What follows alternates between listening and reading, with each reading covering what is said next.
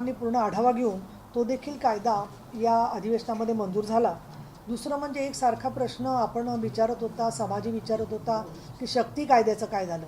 तर भारतीय न्याय संहितेमध्ये जे शक्ती कायद्याच्या मधले मुद्दे समाविष्ट झालेले आहेत ते सोडून काही मुद्दे राज्य सरकारच्या शक्ती कायद्यामधले जे होते त्याचा समावेश करणं आवश्यक होतं आणि म्हणून मी फेब्रुवारी 2026 मध्ये बैठक पोलीस महासंचालक, कायदा आणि न्याय विभागाच्या निवृत्त न्यायाधीश, विधी आणि न्याय विभागाचे सचिव, त्याचबरोबर पोलीस महानिरीक्षक क्राईम अगेन्स्ट विमेन यांना बोलवून एक बैठक घेतली होती आणि डिसेंबर 25 मध्ये अधिवेशन संपण्याच्या दिवशी सन्माननीय मुख्यमंत्री देवेंद्र फडणवीस, सन्माननीय उपमुख्यमंत्री एकनाथ शिंदे आणि उपमुख्यमंत्री यांना तिघांनाही अजितदादांना निवेदनं दिली होती की महाराष्ट्राने स्वतःचा वेगळा कायदा लागू करा। तर विशेष मला आनंद वाटतो की भारतीय न्याय संहिता महाराष्ट्र सुधारणा विधेयक 2026 त्यानुसार आलेलं आहे आणि त्याच्यानुसार ॲसिड फेकणं आणि ॲसिडच्या मधले वेगवेगळ्या प्रकारचे जे पुरावे असतात ते नष्ट करण्याच्या संदर्भात आळा घालणं, त्याच्याचबरोबर डिजिटल सुधारणा याबद्दलचं हे विधेयक मान्य करण्यात आलेलं आहे, त्याचं मी स्वागत करते। त्याखेरीज राजकीय घडामोडीवर बोलत असताना सामाजिक प्रश्नांसंदर्भात सुद्धा आपण पाहिलं की पुणे, ठाणे, बदलापूर या ठिकाणी महिलांचं शोषण करून बिजांड विक्री करणाऱ्या आंतरराज्यीय रॅकेटचं सुद्धा दखल घेतली गेली। त्याच्यासाठी SIT नेमण्यात आली होती। मी स्वतः त्या SIT नेमावी म्हणून माननीय मुख्यमंत्र्यांना निवेदन दिलेलं होतं। अजून एक विशेष घटना घडली आणि ते म्हणजे ऊसतोड महिला कामगारांच्या प्रश्नावर गेले 6 वर्ष मी सातत्याने पाठपुरावा करते। तर राज्य सरकारने च्या आरोग्य विभागाने ऊसतोड महिला कामगारांच्या आरोग्यविषयक प्रश्नांवर उपाययोजना करण्यासाठी एक समिती तयार केलेली आहे। त्याच्यावरती त्या विषयातले तज्ज्ञ महिला आमदार आणि त्याचे संचालक आरोग्य विभागाचे संचालक असून अध्यक्ष म्हणून माझ्यावर जबाबदारी टाकण्यात आलेली आहे आणि त्याची पहिली बैठक मी 4 तारखेला पुण्यामध्ये ठेवलेली आहे। त्या संदर्भातही मी शासनाचे आभारी आहे। त्याचबरोबर आपल्याला कल्पना आहे की पुण्यामध्ये शहीद झालेले श्री जगदाळे यांच्या संतोष जगदाळे त्यांची कन्या आसावरी हिला पुणे महानगरपालिकेत सामावून घेण्यासाठी सन्माननीय उपमुख्यमंत्री एकनाथ शिंदे यांनी जेव्हा भेट दिली तेव्हाच आश्वासन दिलं होतं। माननीय मुख्यमंत्री देवेंद्र फडणवीस आणि उपमुख्यमंत्री एकनाथ शिंदे आणि नगर विकास विभागाच्या माध्यमातून आपण पुणे शहराच्या मध्ये आयुक्त आणि महापौर यांनी या संदर्भातला निर्णय घेऊन ते आता त्याला नोकरी मिळालेली आहे। त्याखेरीज लोणीकंद इथे हुंडाबळीचं प्रकरण घडलेलं होतं। कुठलंही प्रकरण घडलं की आम्हाला सगळे प्रश्न विचारतात की तुम्ही काय केलं, तर आम्ही प्रत्येकाची दखल घेऊन आपल्याला माध्यमांच्याकडे पाठवत असतो। त्यापैकी 10% निवेदनांची दखल घेतली जाते परंतु बाकी काही प्रसिद्धी तेवढी मिळत नाही, हे देखील मी खेदाने नमूद करते। परंतु लोणीकंदच्या घटनेमध्ये सुद्धा आम्ही फोरेन्सिक तंत्रज्ञानाचा वापर करण्याचे निर्देश दिलेले आहेत। त्याखेरीज माननीय अजितदादांना श्रद्धांजलीचं जे भाषण झालं त्याच्यामध्ये दुःख एका पक्षाचं नाही आहे तर संपूर्ण राज्याचं दुःख आहे असा मी विषय मांडला। वृद्ध पत्रकारांसाठी ज्या योजना आहेत त्याच्यामध्ये तांत्रिक कारणामुळे त्यांना नोकरीचे पुरावे देता आले नाहीत तर त्यांना निवृत्तीचा हा जो लाभ आहे तो मिळत नाही आणि म्हणून त्याच्या ज्या तरतुदी आहेत त्या तरतुदी अधिक सुटसुटीत कराव्या असे देखील निर्देश मी सभागृहामध्ये दिले। आचार्य बाळशास्त्री जांभेकर पत्रकार सन्मान योजना अधिक सुलभ करण्यासाठी म्हणून मी सूचना दिल्या। या अधिवेशनामध्ये आपल्याला कल्पना आहेच की 9 आमदार आम्ही निवृत्त होतोय आणि त्यावेळेला सन्माननीय मुख्यमंत्री देवेंद्र फडणवीस यांनी सभागृहाचं शक्तिस्थान असं म्हणून माझा गौरव केला। तर माननीय उपमुख्यमंत्री एकनाथ शिंदे यांनी त्यांच्या विशेष भाषेमध्ये पुणे तिथे काय उणे, नीलम गोरे यांनी ओळखले, आता पुढचा मुक्काम ठाणे अशा पद्धतीने माझा राजकीय निर्णयाच्या संदर्भात सुद्धा त्यांनी भूमिका घेऊन कामाच्या संदर्भामध्ये अतिशय चांगल्या प्रकारे सगळ्यांनी दखल घेतलेली आहे। आता विधिमंडळात ही झालेली विधेयकं जी आहेत त्याच्या प्रती ज्यांना लागतील, धर्मांतरण असेल, कायदा किंवा सायबर क्राईमच्या बद्दलचा नवीन न्याय संहिता त्याच्या प्रती आम्ही सॉफ्ट कॉपी ठेवलेल्या आहेत, त्या तुम्हाला किंवा जे बघणारे आहेत त्यांना उपलब्ध होतील जेणेकरून लोकांपर्यंत त्या पोचू शकतील। आज सकाळी एक माझ्या संदर्भामध्ये सामाजिक कार्यकर्त्या तृप्ती देसाई यांनी काही विधानं केलेली आहेत, संदर्भातलं मी निवेदन आपल्यासमोर वाचते आणि ते निवेदनाची सॉफ्ट कॉपीसुद्धा मी आपल्याला देणार आहे. गेल्या 4 दशकापासून मी सामाजिक आणि राजकीय क्षेत्रामध्ये सक्रिय आहे. माझी संपूर्ण कारकीर्द स्वच्छ आणि पारदर्शी राहिलेली आहे, जी संपूर्ण जनतेसमोर आहे, तुमच्यासमोर आहे. मी आमदार नव्हते तेव्हापासून तुम्ही माझ्या बातम्या कव्हर करता आणि त्याचबरोबर मी स्वतः लिहून पत्रकं देऊन जे मी काम करते ते समोर करते. कुठली गोष्ट लपवलेली नाही. माझ्या कामाची पद्धत आणि माझी तत्त्वे मी कधी कोणापासून लपवलेली नाहीत. माझे पंढरपूर येथील आजोबा दिवंगत ॲडव्होकेट श्रीपाद देशपांडे, माझी आई लतिकाताई गोऱ्हे आणि माझे वडील शास्त्रज्ञ डॉक्टर दिवाकर गोऱ्हे यांनी माझ्यावर जे आधुनिक संस्कार बिंबवले, मी त्याचे काटेकोरपणे पालन करत आले आहे. गेल्या 5 दशकांमध्ये कोणत्याही ढोंगी गुरुचा अवतार म्हणवणाऱ्या बुवांना भेटायचे नाही, त्यांच्या दर्शनाला जायचे नाही, हा संस्कार मी आजही पाळते. माझी अढळ श्रद्धा देवदेवतांवर आणि अक्कलकोट स्वामी समर्थांवर, साईबाबा गोंदवलेकर महाराज आणि गाणगापूर येथील दत्त महाराजांवर आहे. महिलांची प्रगती व सामाजिक न्याय यावर मी काम करत राजकारणात आले. मी प्रबोधनकारी हिंदुत्व मानते. राजकीय पदे किंवा मंत्रिपद मिळवण्यासाठी कधीही कोणत्या तांत्रिक गुरुची किंवा बुवाबाजीची मला गरज भासलेली नाही. नाशिक येथील एक्सप्रेस इन हॉटेलमध्ये मी खरात नावाच्या व्यक्तीला 6-7 वर्षांपूर्वी किंवा अन्य कोणत्याही कारणासाठी भेटले, या वृत्ताचा मी स्पष्टपणे आणि निसंदिग्धपणे इन्कार करते. अशा प्रकारच्या भेटीच्या बातम्या पूर्णतः कपोलकल्पित म्हणजेच काल्पनिक आहेत. माझी सामाजिक व राजकीय कृतिशीलता, विधान परिषदेचं असणारं उपसभापतीपद, त्याला असलेला मंत्री दर्जा यामुळे काही मोजक्या व्यक्तींमध्ये द्वेष निर्माण झालेला आहे.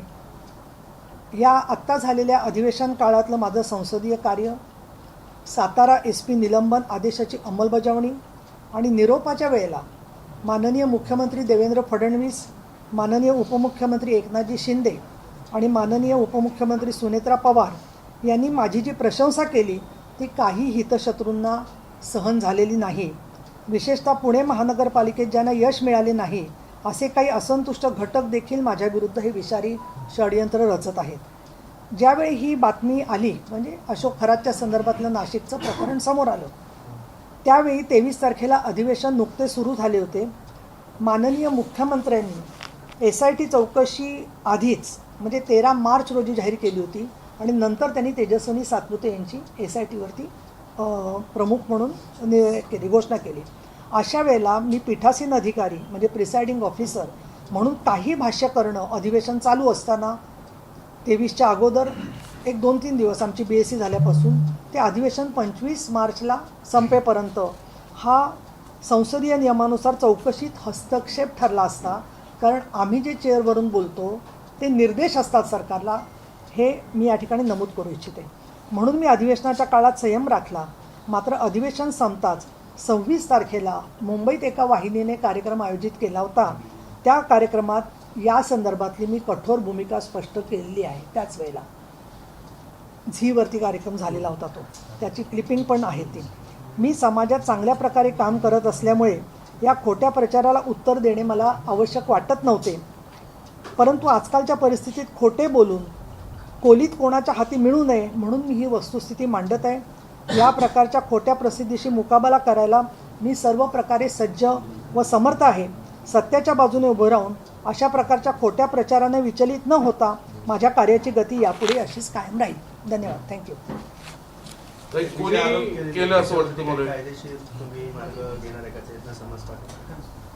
किती एक विषय. एक म्हणजे पहिलं मी म्हटले की मी सर्व प्रकारे सज्ज आणि समर्थ आहे आणि त्याच्यामुळे त्यांनी जे व्यक्तीने आरोप केलेले आहेत ते आरोप त्यांनी मांडलेले आहेत. याच्या पलीकडे त्या संदर्भामध्ये कायदेशीर मार्ग असेल, अजून माझं काय म्हणणं असेल या संदर्भामध्ये मी ते मांडीन.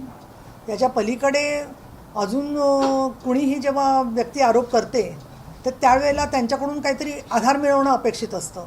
परंतु बऱ्याच वेळेला असं होतं की SITची खरंच चौकशी चालू आहे, तर ज्यांच्याकडे काही तसे पुरावे असतील तर त्यांनी SITकडे द्यायला पाहिजेत. आणि मी माझ्या याच्यात म्हटलेलंच आहे की ते एक्सप्रेस हॉटेलमध्येच मी गेल्या 6 वर्षात गेलेलं नाही आहे आणि 2019पासून आपल्याला कल्पना आहे मी उपसभापती आहे आणि तुम्ही माझा कुठलाही कार्यक्रम बघा जो प्रोटोकॉलमध्ये लिहिलेला असतो तो सांगली असेल, सातारा असेल, कोल्हापूर असेल, दिल्ली असेल, नाशिक असेल, चंद्रपूर असेल, संभाजीनगर असेल, जालना असेल, कुठेही तसाच्या तसाच मी फॉलो केलेला आहे. अशा वेळेला अशा प्रकारचे आरोप करणं जिथे सगळीकडे CCTV असतात, सगळीकडे लोक अनेक फोटो काढायला येत असतात, अगदी एअरपोर्टला गेलो तरीसुद्धा अनेक जणं फोटो काढायला समोर येतात. त्यामुळे ह्या पद्धतीचे तर सगळे ते काल्पनिकच आरोप आहेत असं मला वाटतं. कोणी केलं असेल हे मला अनाकलनीय याच्यासाठी आहे की एक व्यक्ती कशासाठी असं करते, काय करते, त्यांचा हेतू काय असतो तो कालांतराने कळतो काही वेळेला आणि त्याच्यामध्ये आज जी कारणं दिसतात त्याच्यावरती मी काही भाष्य करणं योग्य होणार नाही. एकदा त्यांनी म्हटलं की मंत्री पदासाठी तुम्ही गेले होते, म्हणजे साधारण 14चा काळ असावा असं त्यांचा रोख आहे. 14चा काळ असावा असं त्यांचा रोख असतो. एकदाही भेट झाली नाही तुमची? नाही, हे एक्सप्रेस इन आणि हे आता हे नाशिकला मी 50 वेळा 60 वेळा गेले असेल, तिथे गर्दीत कोण आला असेल नसेल आला मला त्याच्यामध्ये काहीच सांगता येणार नाही आहे, कारण कोणी 5 दशकांची आठवण काढून प्रत्येक सांगू शकत नसतं. तुम्हाला जरी कोणाला आपल्याला विचारलं तर हा माणूस भेटला होता का, तर जे रोज भेटतात त्यांचं आपण सांगू शकतो. परंतु या प्रकारने तुम्ही मंत्रिपदासाठी किंवा मला एक चांगला प्रश्न विचारला चंद्रकांत तुम्ही. हे 2014ला आम्हाला पहिल्यांदा शक्यता तयार झाली मंत्रिपदाची, तर मला तर त्यावेळेला पक्षामध्ये इतकं चांगलं माझं स्थान होतं. माननीय बाळासाहेबांनी मला आणि त्यावेळेला 4 लोक म्हणजे संजय राऊत, मनोहर जोशी आणि सुभाष देसाई 4 फक्त प्रवक्ते आम्ही पक्षाचे होतो, पहिले प्रवक्ते आम्ही. आणि माझं प्रवक्तेपद तेव्हाही चालूच होतं. मी परत आमदार झालेले होते दुसऱ्यांदा. अशा वेळेला मला तर आत्मविश्वास होता की मी मंत्री होईन म्हणून. त्यावेळेला सुद्धा जाण्याचा काही प्रश्नच नव्हता की असं काहीतरी मी हतबल होऊन विकलांग होऊन कुठे जाणार आहे. आणि त्याच्यामुळे आणि मी तुम्हाला दुसरं एक सांगितलं आमच्या कुटुंबाचं की आम्ही कधीच कुठल्या अशा हयात असलेल्या महाराजांकडे गेलोच नाही आहे, कारण आमच्या कुटुंबात तो संस्कारच नाही आहे. अशा वेळेला तिकडे जाण्याचा तो प्रश्नच उद्भवत नाही.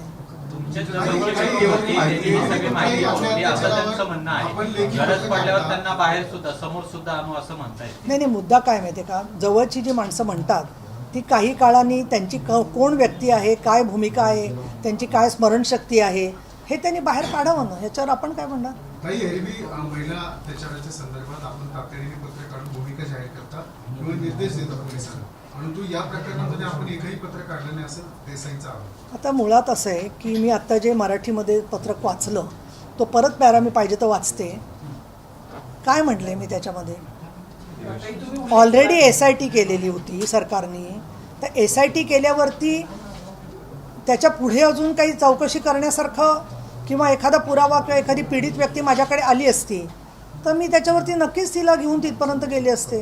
परंतु अमक्या गोष्टीमध्ये तुम्ही का बोलला नाहीत आणि तमक्या गोष्टीत तुम्ही का बोलला नाहीत, ज्यांना जिथे योग्य वाटतं तिथे आपण बोलतो. आणि मी हेही सांगितलं तुम्हाला की अधिवेशन चालू होतं, अधिवेशन सुरू होणार होतं, अशा वेळेला लगेच त्या संदर्भामध्ये हस्तक्षेप करणं म्हणजे उलटा मी हस्तक्षेप करते असा अर्थ झाला असता आणि म्हणून मी त्या संदर्भात बोलले नाही. पण ज्या क्षणी अधिवेशन संपलं त्या क्षणी मी हे सांगितलेलं आहे. आणि दुसरं माझं म्हणणं असं आहे की ज्यांना काय म्हणायचं आहे ना त्यांनी ते जरूर म्हणावं आणि त्या संदर्भामध्ये ती व्यक्ती जी बोलते आहे, उद्या एखादा माणूस माझ्याकडे येऊन सांगेल की बाबा अमक्या जी दुसऱ्याकडे पैसे मागितले होते, त्याचा काहीतरी तर पुरावा काहीतरी तर दिलं पाहिजे ना, असं कोणी काही सांगेल. तुम्ही पुणे महानगरपालिकेचा रेफरन्स दिला, ज्यांना यश नाही मिळालं अशा लोकांनी हे केलं असं, तुमच्या पक्षातल्या लोकांवरती रोख आहे की शिवसेना उभाटामधल्या लोकांवरती रोख आहे?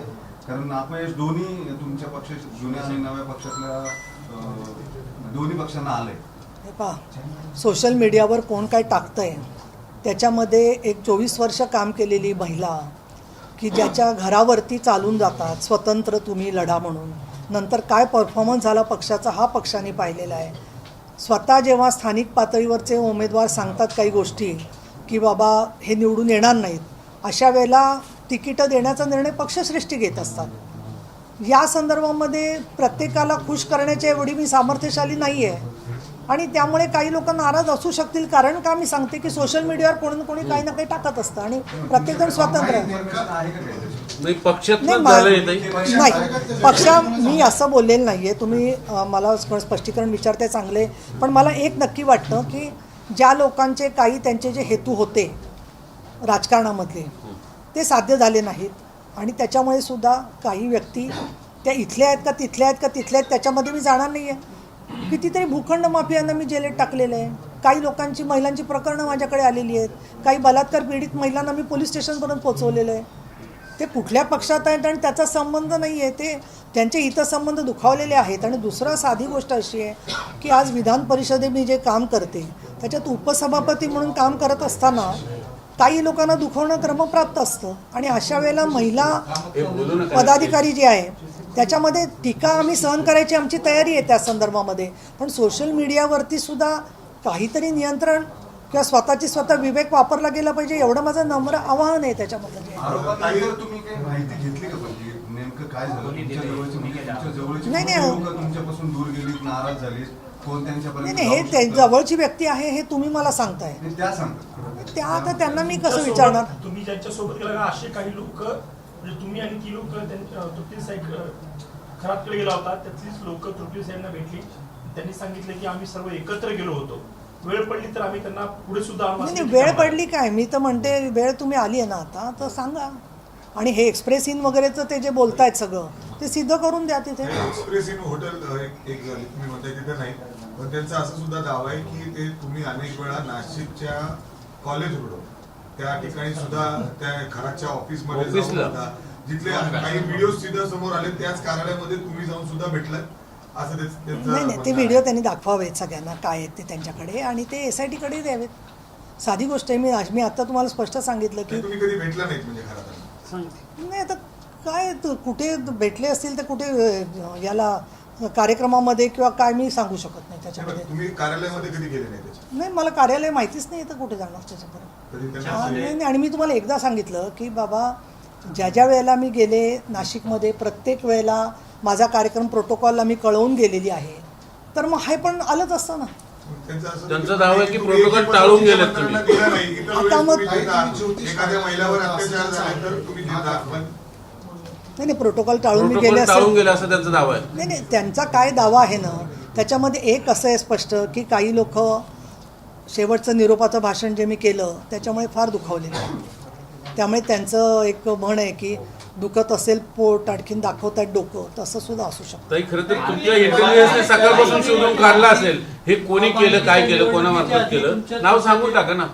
नाही चंद्रकांत मी काही सभ्यता सुसंस्कृत एक व्यक्ती आहे. इथे मी काही स्वतः SITची प्रमुख नाही आहे आणि माझ्या संदर्भामध्ये जे काय माहिती आली असेल अर्धवट अपुरी छोटी जी काय मोठी ती काही पूर्ण माहिती माझ्याकडे एकच दिवसात येईल असं पण नाही आहे. माझ्यासमोर जे काय आलेलं आहे आणि दुसरं दुखावलेले लोक तर काही असू शकतात त्याला आता आपण काय करणार कोण काय बोलायचं त्यांच्या हातात येते. आणखीन एक गंभीर आरोप केला आर्थिक व्यवहार झाले होते तुमच्या घरात आणि तुमच्यामध्ये आर्थिक व्यवहार झाल्याचं म्हटलं. आता याच्यात आता मला तर असं वाटतं तुम्ही मला प्रश्न विचारताना याच्यामध्ये म्हणजे तुम्ही मला ओळखतच नाही असं मला वाटतं. त्यांच्या आरोपांना पण त्यांचे आरोप म्हणजे कोणी कोणावरती काही बेफाम आरोप करेल त्या संदर्भामध्ये तुम्हाला माहिती आहे काय आर्थिक व्यवहार आहेत काय नाही त्यांनी समोर दाखवा ना. तुम्ही दावा टाकणार का अब्रू नुकसानीचा? मी काय करणार काय नाही आहे या संदर्भात मी अजून काहीही विचार केलेला नाही आहे. मी माझं म्हणणं इथे मांडलेलं आहे आणि माझा संपूर्णपणाने या ज्या गोष्टी आहेत त्यातला तपशील आणि सत्य समोर येईल त्यावेळेला ते त्यांचं म्हणणं संपूर्ण निराधार आहे हेच स्पष्ट होणार आहे. तुम्ही साताऱ्याच्या प्रकरणाचा उल्लेख केला की सभागृहामध्ये जे निर्देश दिलेले होते की त्या साताऱ्याचे तत्कालीन SP त्यांना निलंबित करा त्यांना आता सक्तीच्या रजेवरती पाठवलेलं आहे. एकीकडे तुमचं सभागृहामध्ये हे निर्देश येतात काही काळानंतर निर्णय येतो आणि त्यानंतर तुमच्यावरती थेट आरोप केले जातात. याचा काही संबंध आहे किंवा तेही कारण असू शकतं असं तुम्हाला वाटतं का? मी पीठासीन अधिकारी आहे. मी चेअरवरून दिलेले जे निर्णय असतात त्याच्यावर मी तुमच्यासमोर भाष्य करणं म्हणजे तुमचं ते माध्यमांचं म्हणून स्वातंत्र्य असलं तरी मी बेजबाबदार व्यक्ती नाही आहे म्हणून no comment on my side. माझी काही प्रतिक्रिया नाही याच्यावरती. ताई आणखी एक तिरडी आंदोलन झालं पुण्यात टिळकरोडला खराच्या विरोधात तेव्हा त्या आंदोलनात पण आरोप केला की तुम्ही मंत्रिपदासाठी 3 तास पूजा केली खरात. संगीता तिवारी यांनी असा आरोप केलेला आहे की तुम्ही 3 तास खरातांची इथे खूप लाखो रुपये घालून ती पूजा केली आहे. मी खरं सांगू का मी एक साहित्यिक ओळखते की ते दिवंगत शंकरराव खरात त्या म्हणजे जे दलित साहित्यिक आहेत त्याखेरीज मला हा माणूसही म्हणजे त्याच्याकडे पूजा करावी असं नाही आहे. आणि मी तुम्हाला 4 वेळा सांगितलं तरी तुम्ही कस्टडीत बसवलेल्या माणसाला परत विचारता तसंच परत विचारता आहात तर तुमचा माझ्यावर विश्वास नाही, नसेल तसं नाही. तर तुम्ही मी एकदा सांगते की कुठल्या गुरुकडे मी गेलीच नाहीये तरी परत तुम्ही मला तेच विचारता. तर या अधिवेशनाच्या शेवटच्या टप्प्यावरून तुम्ही फार चर्चेत आलेलं होतं. तुम्ही चेअरवरून दिलेलं रोलिंग बरोबर तो तुमचा अधिकार आहे की नाही या संदर्भात मुख्यमंत्र्यांनी निवेदन केलेलं होतं. थोडी दुरुस्ती फक्त तुषार जोशी स्वतःच्या अर्जित रजेवर गेले, त्यांनी सक्तीच्या रजेवर पाठवलेली. पण या सगळ्या प्रकरणामध्ये तुमच्या उपाध्यक्षपदाच्या कारकिर्दीतला हा सगळ्यात वादग्रस्त प्रसंग आहे का किंवा वादग्रस्त रुलिंग आहे का ज्याची एवढी चर्चा झाली आणि तुमच्या चर्चेखातर दूरदूर शोधावे लागले, कशा संहिता शोधावी लागली? प्रिसाइडिंग ऑफिसरचे अधिकार नोडल ऑफिसरला घेता येतात की नोडलचे प्रिसाइडिंगला वापरता येतात? चेअरवरती कोण बसतं त्याच्यावरून निर्देश ठरतात असं जे काही म्हटलं आणि तुषार दोषींना किंवा साताऱ्याच्या घटनेमध्ये तुम्ही दिलेल्या निर्देशांना चुकीचं ठरवायचा जो प्रयत्न झाला त्याला पक्षीय स्वरूप होतं का काय काही? मत आहे? नाही मी आत्ताच याला सांगितलं ना, प्रदीपला जे सांगितलं, मला प्रदीप आणि तू सारखाच आहेस ना, त्याच्यामुळे मी जे त्याला उत्तर दिलं तेच तुम्हाला उत्तर देणार की विधिमंडळाचा आम्ही जे निर्णय घेतो त्याबद्दलचा आमचे बराचसा अभ्यास झाला असतो, त्याच्यानंतरच निर्णय देत असतात. पण त्याच्या पलीकडे काही भाष्य करणं योग्य होणार नाही. अजून बऱ्याचशा गोष्टी घडायच्या आहेत असं मला वाटतं. ताई आता खरं तर कार्यकाळ संपत आलेला आहे, पुन्हा नवीन रिपिटेशन होईल, मग ते होऊ नये म्हणून कोणी काही शक्ती अशा गोष्टी करतायत? आता तो तुमच्या संशोधनाचा विषय आहे. कारण काय आहे की अशा पद्धतीची नॅरेटिव्ह पसरवायची आणि त्याचा परिणाम काहीतरी होईल अशी भाबडी आशा ठेवायची. त्यामुळे ज्या या महिला म्हणतायत ना की 3 तास पूजा केली, हे केली, तर असे तर आरोप मी त्यांच्या लेवलला जाऊन करू शकत नाही. कारण का की तो माझा स्वभाव नाही आहे. आम्ही ज्या चळवळीतून काम केलं त्याच्यामध्ये बघा मृणाल गोरे, अहिल्या रांगणेकर, तारा रेड्डी या सगळ्या वेगवेगळ्या विचारांच्या महिला होत्या, जयवंतीबेन मेहता. आम्ही एकत्र राज्य महिला आयोग स्थापनेच्या कामात होतो. पण अशा पद्धतीने एकमेकीवरती राजकीय मतभेद असतील पण वैयक्तिक आरोप करण्याची परंपरा नव्हती. प्रतिभाताई पाटील काँग्रेस पक्षात होत्या, आमचे कधी जळगावला गेले तर भेट व्हायची, पण अत्यंत सौहार्दाने आमची चर्चा होत होती. पण गेल्या काही वर्षांमध्ये संपूर्ण हे महाराष्ट्रातलं राजकारण अशा पद्धतीचं एक हिंस्त्र वातावरण झालेलं आहे आणि अशा वेळेला आरक्षण येत असताना निराधार आरोप जे करतात त्यांच्या संदर्भामध्ये समाजानेच ठरवायचं आहे की काय करायचं आणि कशा प्रकारे त्यांना फॉलो करायचं किंवा नाही. याच्या पलीकडे मी काही बोलू शकत नाही. सातत्याने विशेष करून पुण्यातल्या महिला नेत्या एकमेकावर सातत्याने चिखलफेक करताना दिसतंय. या सगळ्या गोष्टींमुळं तुम्ही त्यातले सगळे सिनियर राहिलेले आहेत मी, तर मग हे सगळं कसं बघता? त्यात तुम्ही सुटू शकलं नाही, तुमच्यावरही आज आरोप झाले ते. नाही पहा, मी आयुर्वेदाची डॉक्टर आहे पण या महिलांच्या मनाची डॉक्टर होऊ शकत नाही. त्यामुळे त्यांना काय स्वतः त्यांना योग्य वाटतं त्या करतात, त्याप्रमाणे त्यांचं काय समाजात स्थान आहे त्यांचं कर्तव्य त्या बजावतात. आपण आपलं काम करत राहायचं. कर्तव्य कसं म्हणतात? त्यांना ते कर्तव्य वाटतं. तुम्ही म्हणताय जे असंतुष्ट आहेत ते तुमच्या विरोधामध्ये आता कट कारस्थान करायला उतरलेले आहेत. ती नावं जर तुम्हाला कळाली आणि ती जर तुमच्या पक्षातली असतील तर तुम्ही माध्यमांसमोर आणणार? आणि मुळामध्ये एवढे मोठे अगदी ते किरकोळ लोक आहेत काही जे आहेत ते, आणि त्यांची छोटी छोटी ज्या व्यथा आहेत ना त्या व्यथा फार वेगळ्या आहेत. म्हणजे त्या सगळ्या अशा याच्यासमोर सांगण्यासारख्या सुद्धा नाही आहेत त्या ज्या व्यथा त्यांच्या आहेत त्या. त्याच्यामुळे मला असं वाटतं की नावं सांगण्याचा प्रश्नच नाही आहे. मी त्यांना कायमच आपलं समजून त्या संदर्भात माफ करत आलेली आहे. त्यामुळे काही त्याचा विषय नाही आहे. कशाला करायची तक्रार? साहेबांना सगळं माहिती पडतं, काही त्याच्यापासून लपून राहत नाही. साहेबांच्या समोर माहिती पण दिलेली आहे, मीटिंगमध्ये पण मी गेलेली आहे. परंतु पुणे शहराची ज्यावेळेला मीटिंग होईल त्या संदर्भामध्ये तर त्या मीटिंगमध्ये काय ते निर्णय घेतील साहेब. हे सकाळच्या आरोपानंतर शिंदे साहेबांशी काही बोलणं नाही, मी काय ते तुम्हाला जाहीर करणार नाही काय झालं. ओके. फडणवीस साहेबांशी पण बोलणं होऊ शकतं फॉर युअर काइंड इन्फॉर्मेशन.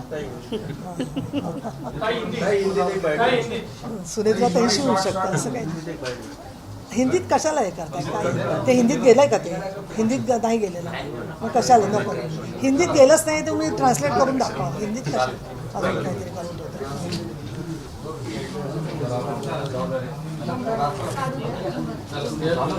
दुसरा आणखी शरद पोंक्षेंनी काही भाजपने असे आम्ही 10 भाजप तयार करू असे काही स्टेटमेंट केले नागपूरमध्ये. आम्ही RSS आहोत आणि त्यावेळेस हे जे मनुस्मृती जी आहे त्याच्यात काही चुकीचं नाही, जाणणाऱ्यांनी ती चुकीच्या पद्धतीने घेतलं असे काही गंभीर स्टेटमेंट केले. त्यांचं स्टेटमेंट अभ्यास करते जरा, मग मी बोलते त्याच्यावरती. बरं, तुमच्याकडे जी माहिती गुप्त आली असेल ना ती मला जरा सांगा. म्हणजे मलाही कळेल जरा की कोण हे कार्यकर्ते नामक लोक आहेत सगळे. मन दाखवतं असं नाही वाटत हा? का तुम्ही पक्षश्रेष्ठींकडे चलो, तक्रार माफ कर करणार दे. नाही, तुम्ही त्यांना काही शिक्षा पण करणार नाही, तर खूप मोठं मन दाखवतं असं नाही वाटत? मन दाखवायचं काय, माझं मन आहे तसं दिसतंय तुम्हाला. तुम्ही मला एक उदाहरण द्या, मी एका माणसाचं जो कायदेशीर काम करतोय केवळ माझ्याशी मतभेद आहे म्हणून सूड काढलाय तर दिसतंय. असं काय बाबा चुकी केली की सगळ्यांना. एकाशी केलं तर सगळ्यांशी मग नाही नाही हिंदी बघा. हिंदी नको म्हणून. तुम्ही स्टॅलिनचं दाखवता ट्रान्सलेट करून, तसं माझं दाखवा.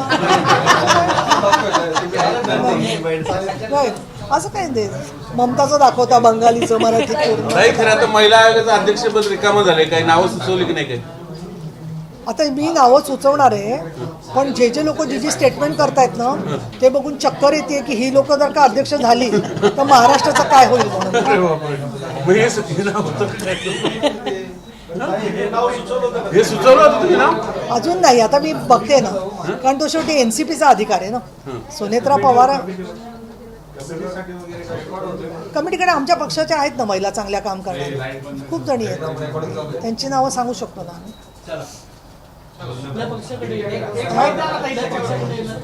कोण ताई, महिला आयोग अजून परत नाही राष्ट्रवादीत नाही, जाणार. आता त्याची कशी वाटप वगैरे होणार ना, हा कोणाच्या अखत्यारीतला विषय आहे.